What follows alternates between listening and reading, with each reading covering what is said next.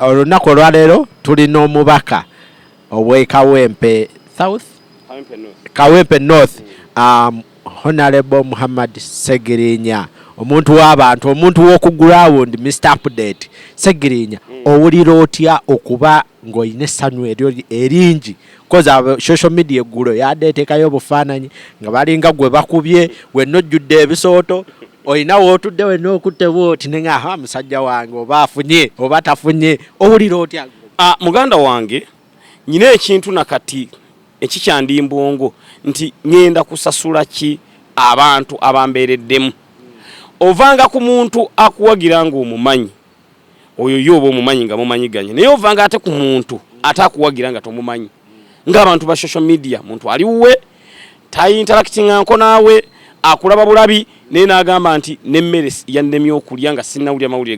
gafa ku Ssegirinya nti afunye kaadi nze kunaye ku social media nagasseemu akafaanane nga nti ekitegeeza Ssegirinya singa nabadde nfudde bufi tewandibaddewo omulimu gwonna gutambula mu ggwanga Uganda kuba natuuse mu mbeera ebifaananyi bye baleeta bye bankubedde emiggo ebifaananyi edda bye nanoonye edda nga byambulako nga simanyi gye biri nazzeemu kubiraba lunaku lwajjo ng'abantu baali baabitereka dda naye ng'abantu lwaki baabijjeeyo nga bagamba mukonsidaringire ku activities Ssegirinya zadde akola mumuwe kaadi mutunuulire ebikolwa by'omuntu mumuwe kaadi because ono bwe Kyagulanyi nnyini yagamba tunaabalabira ku bikolwa byabwe era ebikolwa byange abantu obwedda byebaza paka netuuse mu mbeera egamba ti Ssegirinya kaadi katukole ki katugimuwe kubanga kati ekibulako just Electoral Commission eya NUP kuteekayo ku mukutu gwayo naye ebitundu 9 ku buli 100 kaadi Ssegirinya kati ndi mu nkwawa naye nga si maanyi gange maanyi g'abantu so nyina essanyu lingi nnyo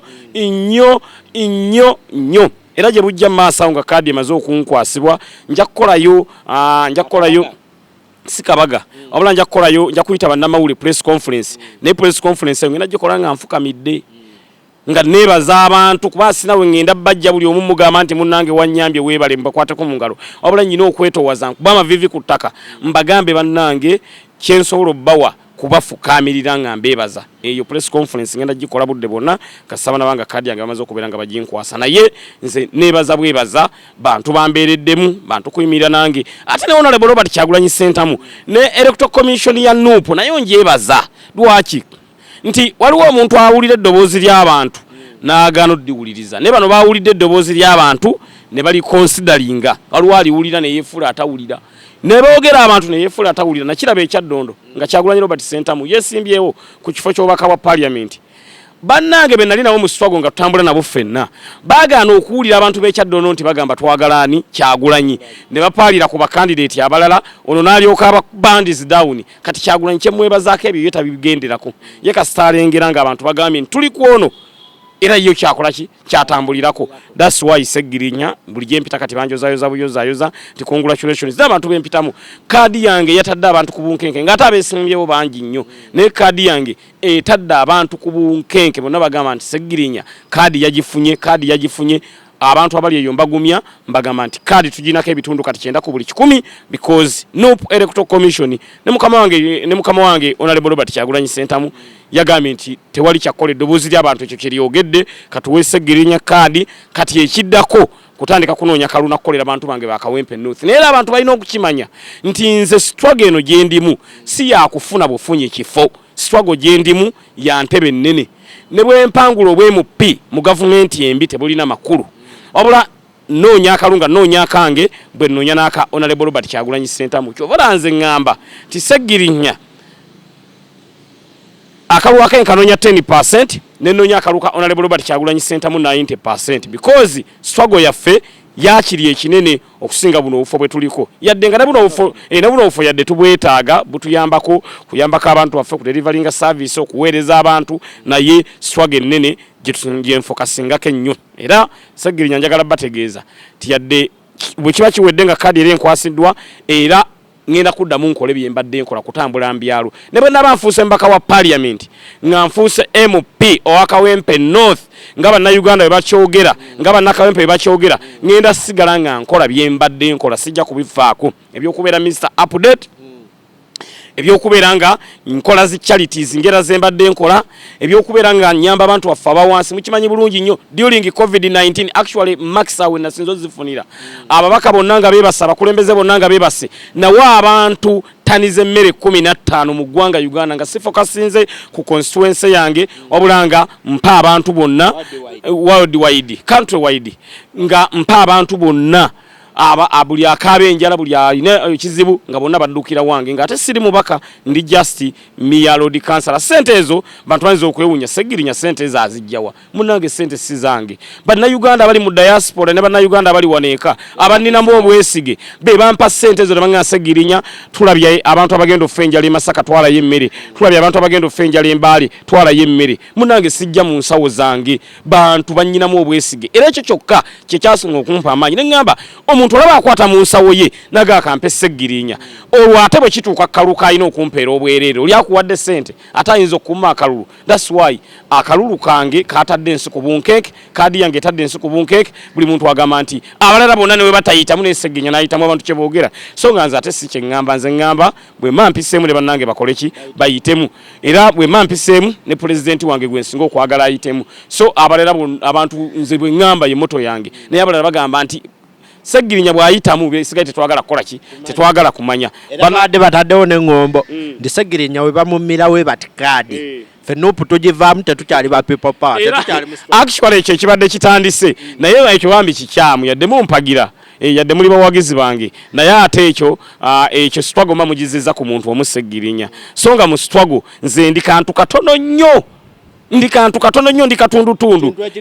ku kintu ekinene kye twagala nolwekyo yadde abantu mumpagira abawagizi bange abamu mwadde munyiize naye bambi ate struggle tuleme kugizza ku muntu omu Ssegirinya struggle si ya Kyagulanyi struggle si ya Ssegirinya struggle si ya Ssenyonyi struggle ya bannayuganda abanyigirizibwa abagamba ntwetaaga eddagala mu malwaliro abagamba ntwetaaga ebyenjigiriza ebirungi abagamba ntwetaaga eggwanga laffe litereere be bannanyini struggle lwekyo bwogizza eno n'ogamba nti batawa Ssegirinya njivaamu ekyo bambi mbeegayiridde ekyo kiba kikyamu struggle mamugiwuziza ku Ssegirinya waddewo ebigambibwa nti mu NUP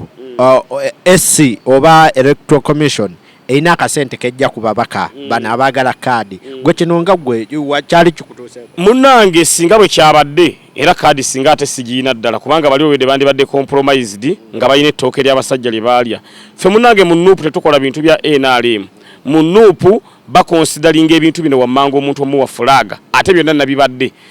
gulawundi oli otya loyalty mu kibiina weeyisa otya neeyisaayo batunuulira nnyo ne vetting eno gye twakola muntu osobola okwennyonnyolako muntu osobola okumanya core goals z'ekibiina osobola okwogera ebigendererwa by'ekibiina munnange NUP ffe betutunuulira tebatunuulira ssente kasinga tebatunuulira ssente bannange be mbadde nvuganya nabo ku kaadi bagagga bavundu singa be bagirina actually bendi nabo bonna nze mbasinga obwavu bwe banga Ssegirinya kaadi ekwasiddwa omuntu omwavu nga Ssegirinya ate ogamba otya nti kaadi yaguliddwa bugulwa nolwekyo oyo propaganda wa NRM yegenda emwogero okwagala otusaaba enziro mu NUP ffe tukulembeza ssente mu NUP tukolembeza bukozi bwa muntu gwegenda ononye bakansala abafuna zikaadi ogenda musanga nga mukozi ne baminga ne ssente zinonya akaluta zina naye nga bamuconsidering okubeera nga ali active ne gulawundi agina naye nga ate ensawo muki mwavu lwaki kitegeeza kati wabanga ensawo mwavu ng'ate bamuwa kaadi olwaba yawaayo ki Honorable wafumitirizaamu oba n'okubamu ku bufaananyi in case nga tebakumye kaadi noga ha njija independent kasita amanyi ngaine baba butampa kaadi tugeze lwakuba nti nze mu bwongo bwange temuliimu lose mu bwongo bwange from A up to Z zendi muwanguzi A win B win C win D win up to Z zendi muwanguzi always sina plan za lose sizina because failure canon the word failure can only be found in the dictionary of fools ekyo kigambo tukisange eyo mbantu mu dictionary ez'abantu abatekkiririzaamu but Ssegirinya nekkiririzaamu sinza kubeera nga nze nkolera kubeera atali muwanguzi ze always mbeera muwanguzi ekyo kyebaliza Omukama Katonda but singa kyaze in case kaadi ne batagimpa ne bagiwa omulala era sandi yombye nga balala bwe bakola nga bolaba ba Khalifa aganaga banyizizza nnyo Khalifa tebakuwadde kaadi ate Khalifa ekyasinza n'okunuma yayombye ne kaadi tezinaba kufuluma yandi yombye jjo Khalifa jjo ne yayomba ava mu vetting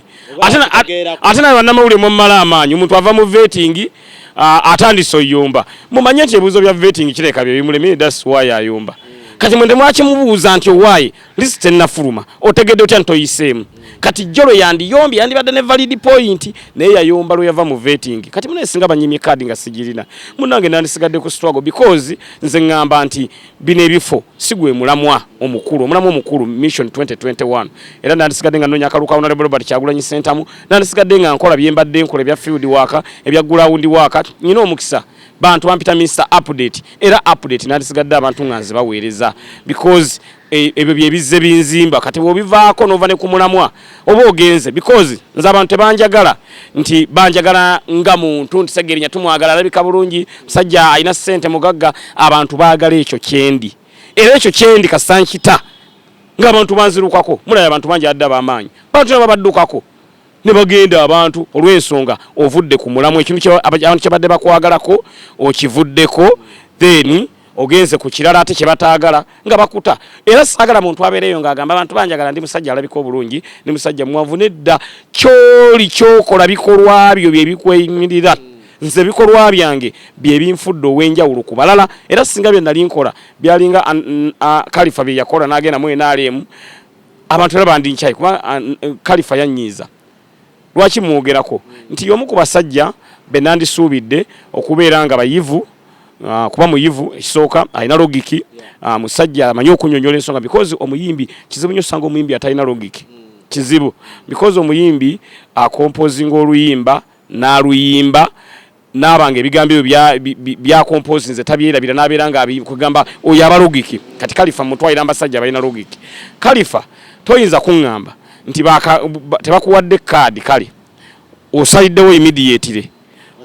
ogenze mu NRM obanga omukazi anoba wane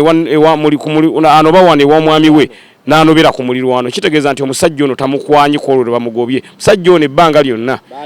babadde balina ebintu bye batambuza addewo ensonga ezibadde zigenda mu maaso ekyekiro babadde bakirya ekyekiro kibadde kiriibwa because toyinza kuŋŋamba nti onobye wano mangu ago n'ogendera w'omusajja neighbor n'ogamba nti kati wano weenfumbiddwa kati Kalifa kye yakola bwe kityo bwe kifaanana tikiraga nti bali abasajja abadde abayinako attachment ekyokubiri kiraga abadde yanona kifo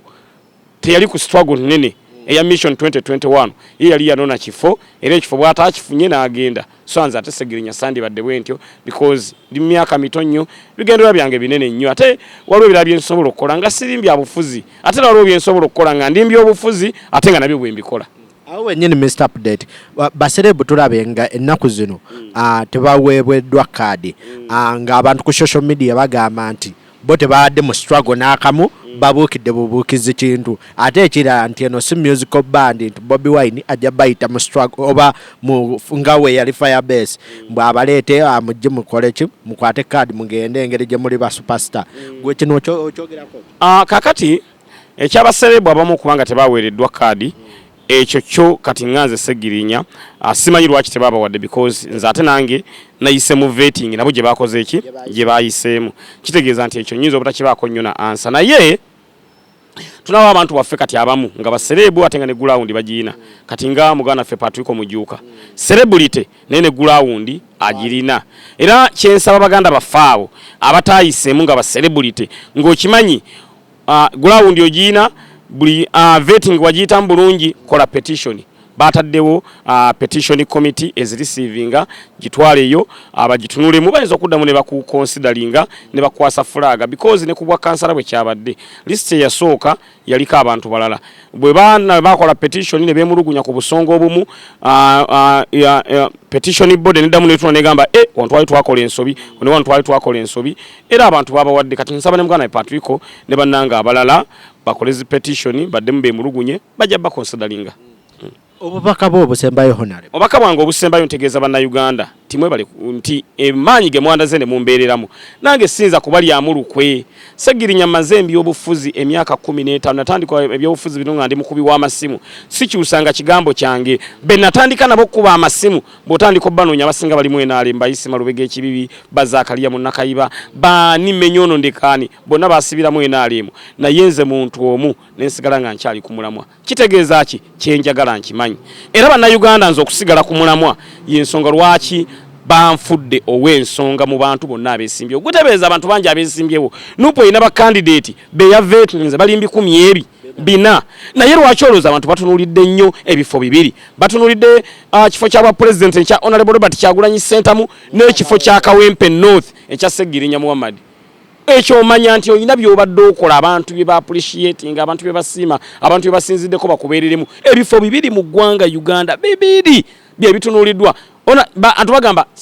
Kyagulanyi bw'awangula ne waba ne mubaka nga ali omu nga ye Ssegirinya yekanga yayiseemu eggwanga lijja kutereera. Abantu kye boogera kwegamba enjogera abantu osobola gibagaana newankubadde nga emu oyinza giwakanya nti twetaaga ababaka wali majority nga bangi sobola okuyisaawo ebiteeso kuba ffe tukoma kati okubeera ku opposition. Nkiddamu opposition Ssegirinya nkoma myezi gino 3 gibeerako. 2021 ffe tugenda okubeera government in power under the leadership of Honorable Robert Kyagulanyi Ssentamu. Ffe tugenda okubeera mu ntebe nga babalamu be bali ku opposition, nga ba full figure bali ku opposition, nga ba Ashbaga Katawe bali ku opposition, nga ffe government ffe tetulina tabbu. Bwe banaabanga bezzeeko ne beetonda neeyisa gye beeyisaamu tetulina tabbu. Gavumenti eyaffe gye ya Honorable Robert Kyagulanyi Ssentamu ya bonna mu NRM tulina abantu betugenda okujja tubawe ebifo mu gavumenti ya Kyagulanyi. Kati ng'omusajja Lwakana Lugundo oyinza omumma ekifo, tosobola mumma kifo. Gw'onoonya kyoyogera ku Lwakana Lugunda Prime Minister nekikubula nokikubula. Tulinamu abantu ambe tulengera nga bali mu NRM nga balungi. Omusajja nga Tamale Mirundi tuyinza omumma ekifo mu gavumenti ya Kyagulanyi. Tetusobola yatuwale mutabani we Mulamba tuwangaala naye eno mu struggle yaffe ya people power. Nolwekyo gavumenti eyaffe egenda kukola kintabuli mu bantu wali eri abalungi nga bali ne mwami 7 ate waliyo n'ababi ddala. Ate n'ababi ddala tetwagala baffe, twagala Katonda abakuume nga balamu balabe ku gavumenti empya eya Kyagulanyi. Balabe bulijjo be tubagamba balina okukola nga tebabikoze. Era saagala muntu weenaalemu afa. Era Katonda njagala owulire essaala yange. Njagala abantu beenaalemu bonna babe balamu. Tubalage bulijjo bye tubagamba nga balamu nga Kyagulanyi ali mu driving seat nga bali ku opposition tubalage bulijjo bye tubagamba. Ate ffe tujja bakubatiya gas. Uyo Bobi Yanga be bagenda okubeera ba IGP. Tetujja bakubatiya gas na Bobi Yanga nkimugamba. Honorable Kyagulanyi bakuwadde obwa IGP tokuba abantu tiya gas. Twawukaneko ne bali bye babadde bakola. Ffe tukole byanjawulo omuntu osanga either bakoze ensobi waliwo ba full figure banyi ku government ya finance okujanga bagala okwekalakasa nga tubagamba ensonga ya mweriki nga tugiwuliriza nga tugisolvinga amicable nga tukubye eki tiya gas. So ye government empya gitwogerako kati basajja mivule yerabisiza twakitegedde nti kyasinga okwagala mu nsi muno zente naye ate yakoze ensobi yagenze ku nte ezitali zize kyekyasingizwa ate singa yangamba yajja nangamba Ssegirinya muno ekizibu kyange ente bade buli muntu alina ekintu kye kyayagala. Kati gwe muganda ngonzo okugamba nti Ssegirinya nti nawe ina kyoyagala nzo ganti njagala nze kubeera nakalina mu kibuga olina ganja njagala kubeera nakedi rasta wange naganze njagala kubeera nakedi mu kibuga buli omu alina demand ze. Kati ya demand z'abasajja mivule ente kati yandize nangamba nti Ssegirinya ekizibu kyange ente nalema genda kwekubisa bifaananyi ku nte z'abasajja abamutabukidde era ente nandigimunoonyereza nze ndi Mr. Podeti bantu banzikiririzaamu agabadde omusajja wuno wano mumulaba ayina ekirooto kye yayagala nabigusa eddume gw'ente oba ente ennyana ng'eryawo mu lujja lwe twandimuwadde ente naye kati yagenda eri nte bazimumma bamulimba emmotoka bagimumma bamukomya ku omanyi Balamu musajja Balamu yali alina kusoma bwawule Balamu yali alina kusoma bwawule naye Balamu simanyi obwawule yabubuuka ati obutali bwa chachi waliwo obwawule obw'obuntu Balamu yali alina okusoma. Balamu buli lwabeere wantu bw'omulengerawo bwatu manya waliwo ekyokugabana naye era omanya Balamu alinako share ye buli kintu kyonna Balamu tabeera wantu nga tewaliwo kigabano era olengera era Balamu nze kati mulenge ne mulabawo ngajja manya either wano waliwo gwagenda okutwala mu state house bagabane oba waliwo kyabaza ye bwati bwaba